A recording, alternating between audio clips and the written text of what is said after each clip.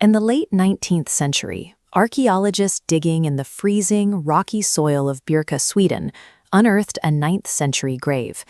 Inside lay the remains of a Viking woman. Among her possessions was something entirely out of place in Scandinavia, a silver ring holding a pink stone.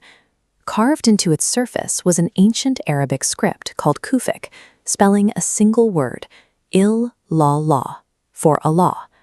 At the time this woman lived, the Islamic Abbasid Caliphate was the wealthiest superpower on earth. Baghdad was a sprawling metropolis of advanced mathematics, astronomy, and global trade, completely alien to the harsh, primitive existence of Northern Europe. This ring represents an unexpected point of contact between a frozen northern outpost and the heart of the Abbasid Empire, a connection that suggests a motive much deeper than simple raiding. While most history focuses on the Vikings who sailed west to sack English monasteries, a massive faction from modern-day Sweden looked east. They navigated thousands of miles down the sprawling Volga and Dnieper rivers. Using specialized shallow-draft wooden boats, these traders pushed all the way through the continent's interior, eventually spilling out into the Caspian and Black Seas. They brought down raw materials from the freezing north, thick furs, honey, and wax. But they weren't bartering for supplies. They demanded payment in Islamic silver. The Vikings operated on a bullion economy, or hacksilver. Face value meant nothing, only the pure weight and metallic quality mattered.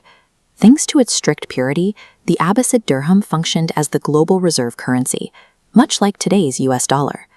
Swedish Vikings spent generations refining these eastern routes, turning their expertise in navigation into a lucrative role within a global market.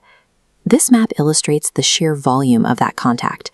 To date, archaeologists have excavated over 800,000 Arabic silver coins from Scandinavian soil. We know exactly what this trade looked like on the ground, thanks to a Baghdad diplomat named Ahmad ibn Fadlan, who documented his encounters with the Vikings in 921 AD. Fadlan recorded a jarring culture shock. While he admired their tall, physically perfect builds, he noted they were covered neck to toe in dark green tattoos. Coming from a society with strict hygienic rituals, Fadlan was repulsed, writing that they washed their faces, spat, and combed their hair using the exact same bowl of water. Despite the intense mutual disgust, the profit margins were simply too high to ignore. The silver trade forced these two radically different civilizations to do business. Eventually, greed pushed the Vikings to try and cut out the middlemen. In 943 AD, they abandoned trading and launched a massive 500-ship military invasion of Barda, a wealthy trading hub in modern-day Azerbaijan. They easily captured the city, planning to settle and directly control the silk trade. But their bodies were adapted to the freezing north. After gorging on unfamiliar, highly sugary local fruits like figs and melons, severe dysentery swept through Viking ranks, crippling their fighting force. Islamic standing armies capitalized on the weakness. They decimated the remaining Viking fleet using naft, a crude, devastating form of flaming oil that acted like medieval napalm. The catastrophic defeat proved they could not conquer organized Islamic armies. To get the silver they craved, they had to go back to providing a service.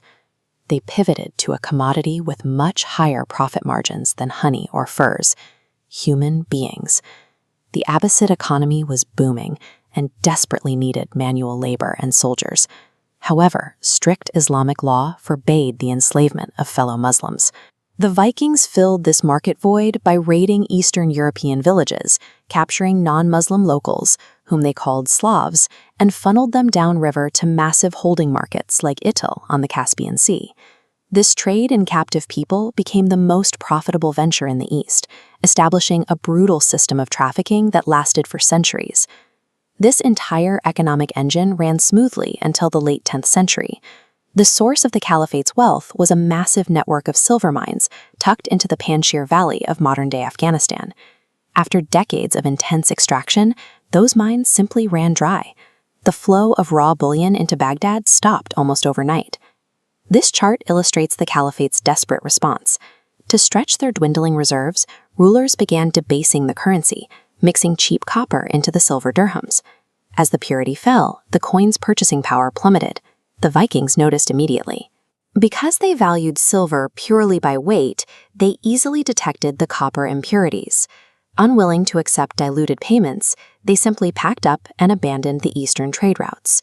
When the profit margins vanished, the business relationship dissolved entirely. Without the constant influx of Islamic silver to fund their operations, the Eastern Viking economic engine stalled out.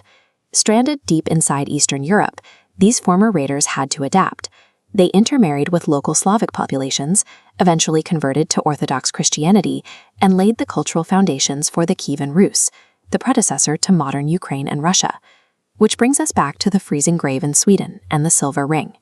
The ring remains as evidence of a time when Scandinavia's economy was a terminal point for a currency system that stretched all the way to Baghdad.